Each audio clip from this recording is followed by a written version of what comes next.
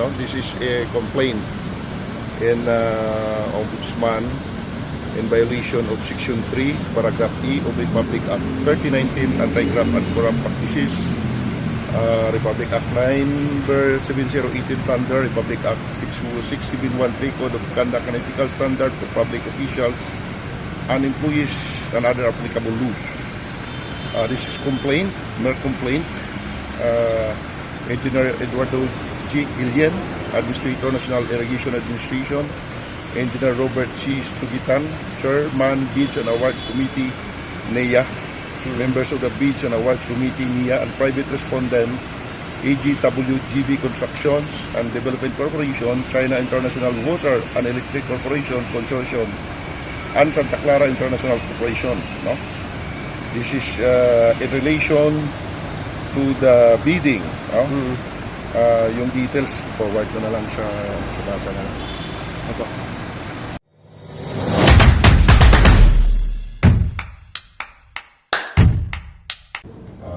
This complaint against the Engineer Eduardo Guillen, Administrator, National Irrigation Administration; Engineer Robert Sugitan, Chairman, Bids and Awards Committee, NEA; member of the Bids and Awards Committee, NEA; and private respondent, AGWTGED Constructions and Development Corporation, China International and Electric Corporation Consortium, and Santa Clara International Corporation responded from.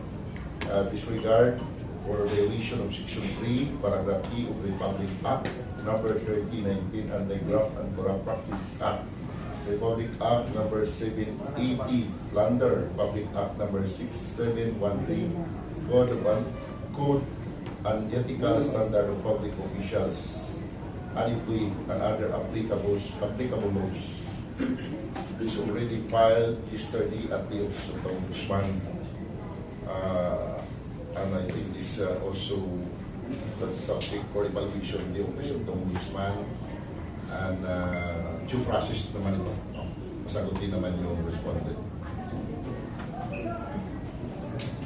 This is in connection with the bidding. No?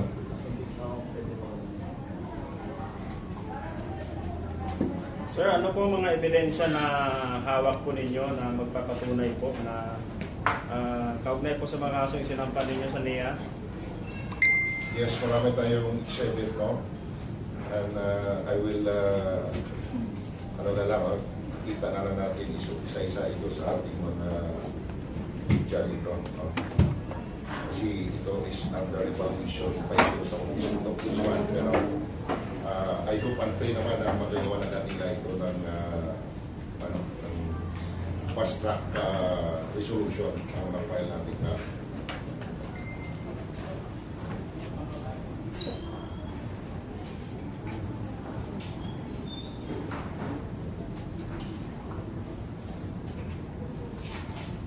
Question. Questions? Hi, sir. Victoria Pomile. Sir, can you give us a gist lang? Ano yung reklamo dito po sa restaurant? Yes. Nakareceive tayo ng complaint that there is hindi na naman, sila lang naman, alleged pa lang kasi is subject for the evaluation of the Office of the Ombudsman. No? And marami tayong mga complainant na itatago natin. No? Kasi number one, takot niyan. So this allegation is subject for the evaluation of the Office of the Ombudsman. Starting ang file na natin. So ito yung patunayan na na-receive na ng Office of the Ombudsman. So itong ating ginagawang question is to inform other agencies na sana naman, no, maawa naman kayo sa Pilipino. Huwag nyo naman i-arrange palagi yung mga bidding dyan. No, kasi ito'y hindi lang nangangahulugan na ang taong bayan ay paragi na lang dinibinihan. No? Palagi na lang tayong tawag dito yung bulag-bulagan. No? So, this is not only for NEA, no? Also DPWH and some other agencies. Yung ating naman is transparency. No? Kailangan talaga magsalita kung anong tama. No? At susundin mo, anong tama? Kasi it's considered public bidding, tapos may public bidding pag sila-sila lang. Yun na naman ang concern ng ating press con ngayon, no? To remind him that you are not a king, that is not your kingdom. And you are already public servant, and if you are a public servant, you must to be answerable to the public. Tayo, tulungan tayo kasi parang hindi na nakita ko yung transparency for this kind of evidence. But it is subject for evaluation of the office of the ombudsman. Hindi naman tayo pwedeng magsalita na kung ano ang desisyon ng ombudsman, but ang rule lang namin dito is to inform the ombudsman for immediate action. Kasi sila lang may authority to evaluate this complaint.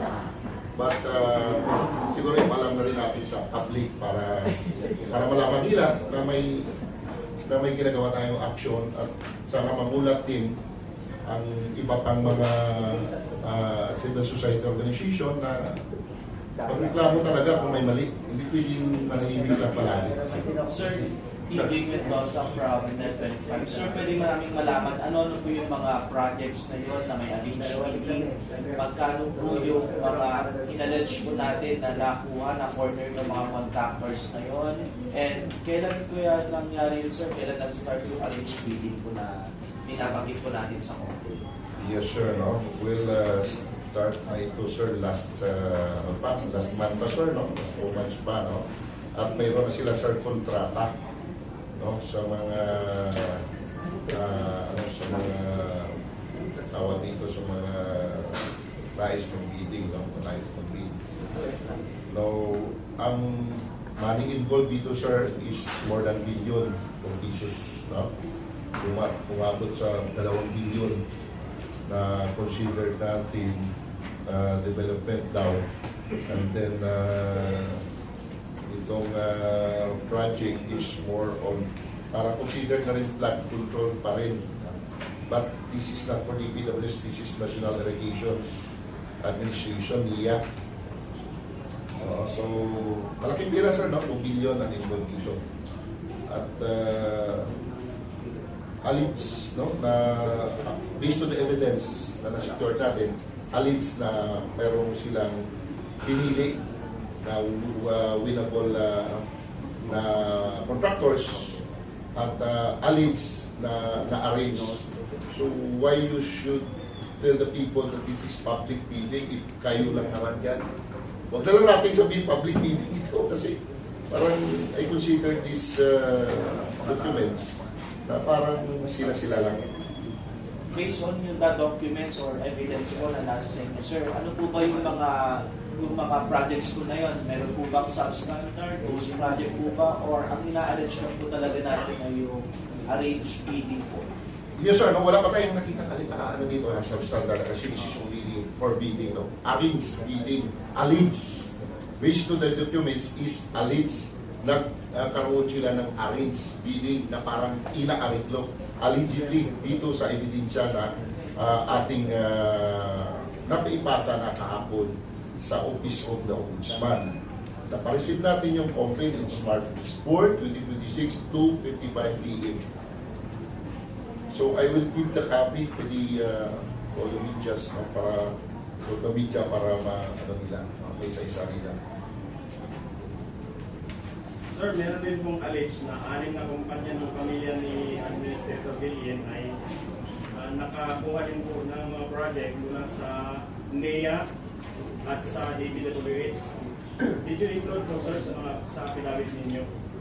Ay, yun, sir, nag-request ako ng kasi alam mo kasi ang basis lang natin is evidence. So if we have no evidence, we cannot conclude. No? Pero nag-prayer tayo dito sa Ombudsman. Sahin ko lang where premises considered, it is respectfully free that the Honorable Office of the Ombudsman, number 1, to conduct a comprehensive criminal and administrative investigation against the respondent. Please, respondent under preventive suspension pending investigation, file appropriate criminal information for violation of Section 3, Paragraph E of RA 1319, RE 780, and RP 6730, no? humingi tayo ng recommendation for appropriate administrative sanctions. No? So, nag-prayer tayo sa Office of the Ombudsman na magawa sila agad ng motu proprio or fact findings kung ano man yung, sino man yung involved pa na iba na hindi natin na ilagay dito. But yung ating na-file na complaint is base lang sa dokumento na na-provide natin. But this is subject for evaluation. Sir Gigo Costello from Brigada, ilang beses nang nangyari itong alleged billing or first time pa lang po ito dito sa video? Public knowledge, but there is no evidence. May kasabihan naman sa court, if there is no document, wala tayong ikaso, puro chismis lang. So mahirap maghanap ng ebidensya. Mahirap din humanap ng dokumento. Pero buti na lang may mga taong na-forward sa atin. At yun, ito, ginawa natin ng review, matagal-tagal din. Umabot din ito ng 2 buwan bago natin na-file kasi mahirap mag-file ng kaso na wala naman tayong ebidensya. So I hope and pray that this evidence ay mabigyan agad ng aksyon ng ating Office of the Ombudsman kasi review pa lang naman ito. So I hope and pray na bigyan ng Ombudsman ng fair, no? Transparent, at talagang pakinggan yung ating prayer dito na agad ng motu proprio. Wala tayong personal dito sa atin lang, hindi lang naman talagang iya ang nakasuhan natin o so far napakarami na, no? Pero yung atin nandito is more on transparency, no? Na para ano pa na gumawa tayo ng isang organization against corruption, and how can we protect the government, a good government, kung mag-tahimik lang tayo, no?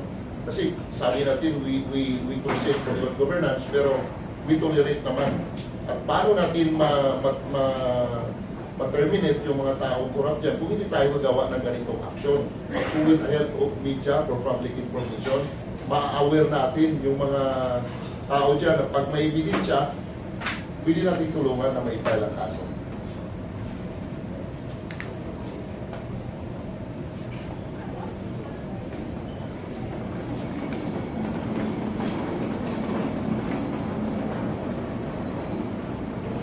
Pero sir, nag-try na po ba kayo na mag-request sa SEC, Securities and Exchange Commission, para makakuha yung mga dokumento na nagpapatunay na itong mga nakaupong opisyales ng gobyerno sa NEA at mga anak pamilya niyang mga politiko rin ay sila ang mga mismong opisyalis ng mga corporations? Susulat kami, sir, but I hope, no? Kasi ang authority na sa ombudsman, pwede nilang gawin yan, anytime, no? Pero sa ating being non-government organization, susulat tayo, pero hindi ko alam kung pagbigyan tayo ng celebrity, kung paano yan, no? Pero sumulat na rin tayo to ask some documents regarding this alleged arranged meeting, no? So hindi pa natin masiguro kung pagbigyan tayo ng safe. Pero sa request natin sa ombudsman, no? Kasi lahat naman ng authority for investigation nasa ombudsman eh. Kaya nga pina-ombudsman na natin lahat para sila na ang gawa ng motu proprio based to our documents for evidence. Sir, Ma'am. nakalagay po dito, you received an anonymous complaint. Yes, ma'am. Pero na-verify, sabi niyo ako na-verify niyo Yes, ma'am. na Yes, inasok ma'am. kayo ng dalawang Yes. Tumagal din, ma'am, ha? Oo. Kasi hindi naman basta-basta tayo mag-file kasi alam naman natin ang consequence pag hindi natin na siguro, no? Well, last, gano'n din ang nangyari sa DPWH, no? Na-file natin, tumagal ng 1 buwan din dahil pinareview din natin kung itong documents is totoo, kung itong documents ay baka gawa-gawa lang, no? Kasi mayroon kaming email ad na lahat ng mga complaint ay diyan lahat nakarating, no? Yung aming ay kasanag at yahoo.com. So lahat ng complaint ng mga kapatid natin na nangailangan ng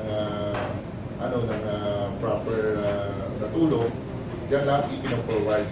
Pina-review naman natin. So, na-meet niyo, sir, yung taxpayer personally? Yes, ma'am. Oh, but I don't mention the name. Takot din yun. Thank you, sir.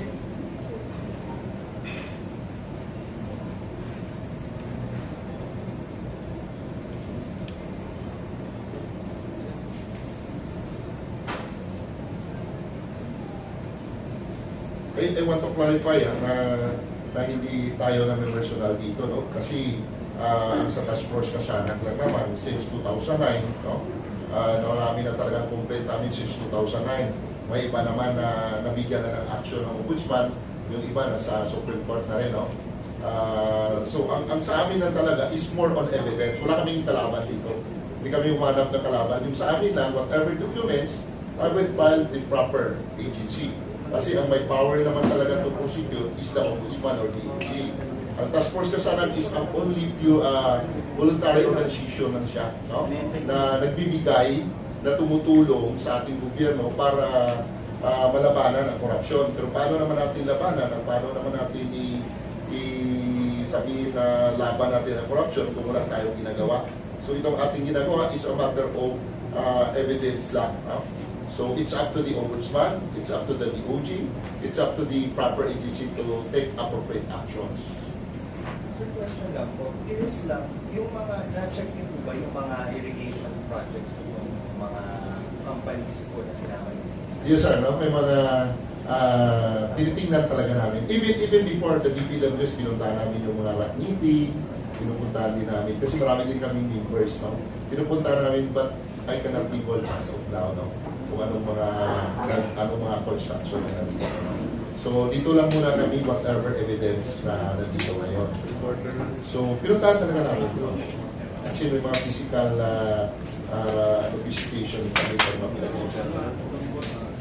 Sir, question lang po. Ano po yung meaning ng kasanat? May ano po ba ito? Application? Yes sir, noong 2009, tumatag kami sa Ilonggo version, no?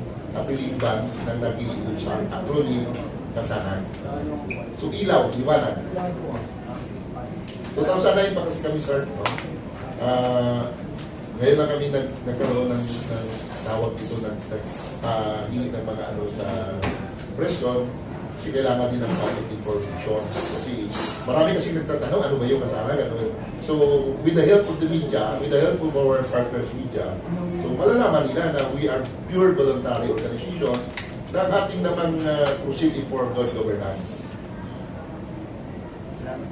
Thank you, sir.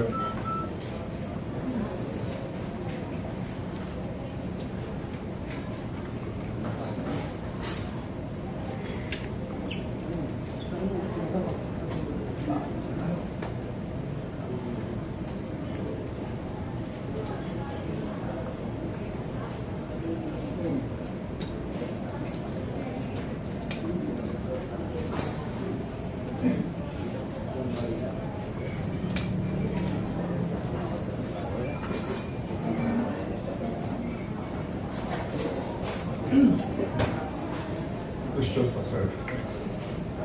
Sir, pwede po pa-recap sino po ang mga kinasuhan at anong mga kaso po?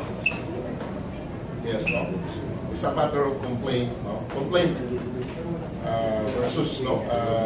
Engineer Eduardo, 8 billion Administrator, National Irrigation Administration, IAC, Engineer Robert C. Sugitan, German Bids and Award Committee, NEA, member of the Bids and Awards Committee, NEA, and private respondent, AGWT, JAG Construction and Development Corporation, China International Water and Electronic Corporation Consortium, and Santa Clara International Corporation, and relation for violation or alleged violation for Section 3, Paragraph E of Republic Act number 3019, Anti-Graft and Corrupt Practices Act, Republic Act number 788 Standard, Republic Act number 6713, Code of Conduct and Ethical Standard for Public Officials and Employees, and other applicable laws.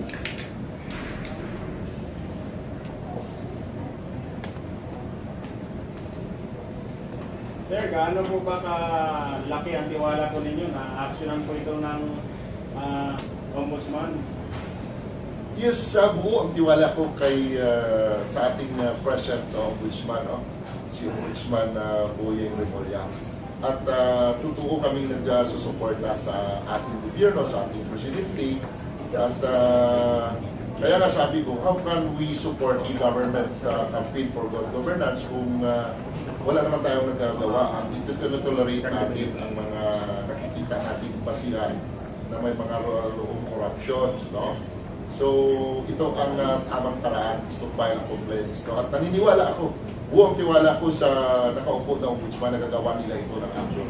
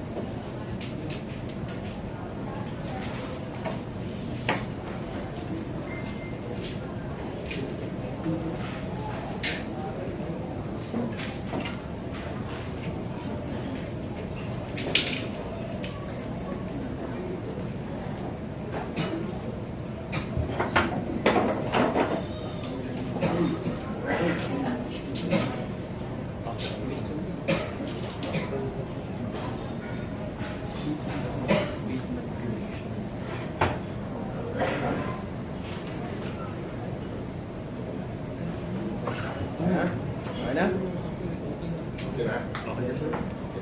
Sir, ano ba ito? Ano? Sorry sir, late kasi kami. Sige sir, sige Galing kasi sir. kami ng ombudsman sir eh.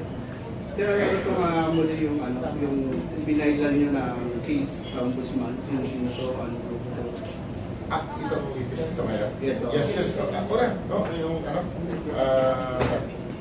Yung taga-National Irrigation Appreciations, no? Complaint against Regional 208 million Administrator sa National Irrigation Administration, Engineer Robert C. Sugitan, Chairman Bids and Awards Committee, PAC, SIA, members of the Bids and Awards Committee, private respondent of AGWT, GEP Construction and Development Corporation, China International Water and Electric Corporation, and Santa Clara International Corporation for alleged violation of Section 3, Paragraph E of Republic Act Number 1319, Anti-Graft and Corrupt Practices Act, Republic Act Number 782, Plunder, Republic Act Number 6713, Code of Conduct and Ethical Standard for Public Officials and Employees and other applicable laws. Sir, anong project nito na This is a PD, no? PD na alleged na may arrange, may ariguan, no? Alleged based on the documents at this is something for evaluation of the Office of Ombudsman. No? Sila na yung mag-fact-finding. But we believe that our documents is strong naman so, para mapapatunayan dito sa amin. Sir, sa dami na nagpa-file ngayon sa ombudsman, iba-ibang grupo, ano yung dito na sana mapabilis itong pag-file nito na ma-action na agad? Yes, no? Starting from 2009, nung marami na kasing na ikaso namin dyan, naniwala naman kami sa due process, no? Hindi naman yan pabilisan na. Naniwala kami, we believe that due process. At dahil sa sabi ko nga, hindi naman tayo nagmamadali dito, wala personalan dito. Ang sa atin lang, whatever the evidence at documents na ma-forward namin, naniwala kami at ang aming mga legal counsels na ito ay isang basihan para mabigyan agad-agad ng solusyon. No? At alam naman natin ang due process, masasagutin din sila. No? So, I hope and pray naman na hindi naman ito masyadong tagal. No? At naniwala din kami na sa kakayahan ng ating mga ground investigators, sa ating ombudsman ay mabigyan agad-agad ng actions. Itong aspect na hindi lang ito ulit, marami pa kasi. Marami pa tayo ibang time by next week. No? Hindi lang sa iba't ibang mga agencies of government na yung mga meeting nila ay kaduda-duda. Hindi naman natin sinabi na kaduda-duda means parang mayroon tayo nakita na nag-aaring luwan dahil ang ating job is but tinawag pa na public meeting kung ina-aring law yun lang naman yan. sa loob. So kailangan talaga is public bidding. There is transparent, no? So baka mabago nila. This is a reminders, no? This is a reminders na sa lahat ng mga government agency na sana isipin nila, they are called public servant. No? As a reminder, they are called as public servant. At if you are a public servant, you are accountable to the public. Palagi ko nyo ulit-ulit yan, you are not a king and that is not your kingdom. You are a public servant. So kailangan, as a public servant, kailangan talaga yung pananatilihin ang tinatawag public office is public trust. Diba? Lahat sana ay maging transparent. No? There is not, kasi kami, since 2009 up to the present, walang halong personal, walang halong politika, walang halong ano pang mga interests. But this is pure na talagang we got the government campaign for good governance. Kaya di naman natin feeling sabihin na nakatingin lang tayo, nakaupo lang tayo, at magmasid lang tayo. But we need to file a proper complaint to a proper agency like this. Pero sir, sa tingin niyo sir, dyan sa ombudsman, wala bang magagawa para maayos yung pinocomplain mo? Wala kaming, sir, wala kaming nakikitang mali sa ombudsman, no? Maliban na lang kung meron man, so that is deal accordingly, no? Sa ating, sa ibang, sa ibang actions. But as of now, we believe, no? We believe the Office of the Ombudsman will do their job, no? At alam naman natin ng lahat na malawak talaga ang corruption na nangyayari. So, at sa mga social media na makikita natin corruption dito, corruption doon, no? So ako naniniwala na sa pagtulungan ng mga civil society organization, hindi lang sa amin, sa iba pa, including media, including yung mga churches, no? Sa pagkipagtulungan natin na ma-filean talaga ng aksyon. Kasi hindi pwedeng sigaw lang tayo ng sigaw, na si ganito. Sigaw tayo, reklamo doon. Eh wala naman tayong action kasi ang basihan talaga, walang iba kahit sino. Ang basihan talaga is evidence. Kasi kung puro lang tayo reklamo, sigaw tayo dito, wala naman tayong ginawang action. Kung ngayon may action na tayo, ano yun? Is to file a complaint against any alleged abuse their power, abuse their authority, and alleged na gumagawa ng kalabuhan. So this is only complaint base sa ebidensya. And we will also follow the due process. So, pinapakita niyo talaga ganito ka seryoso ang kasalan sa pagtulukay para masiwala ng mga. Yes sir, tama ka. Yun talaga ang aming adikain. No? Basta tama lang, no? Kung anong tama ay tama. Walang personal, walang... kasi hindi tayo pwedeng maghanap ng kalaban, hindi tayo pwedeng makipag-argue sa social media or sa any other forum. Ang argument, doon na lang sa court. Sir.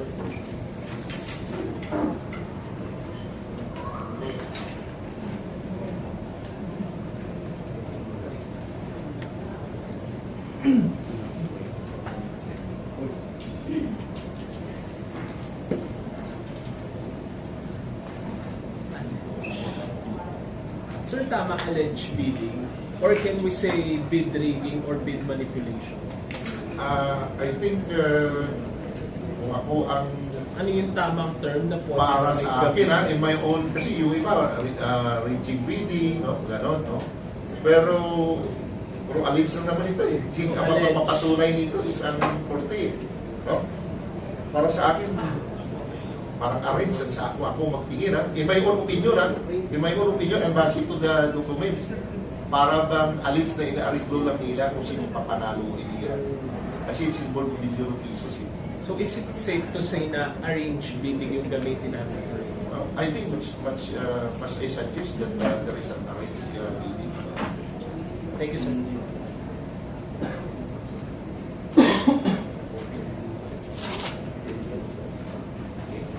Okay. Sir, what? Right? Okay. What? Sige. Ang good. Isang ano na lang sir. Sir, Papel. ah, So, kailangan na huli na dumating sir.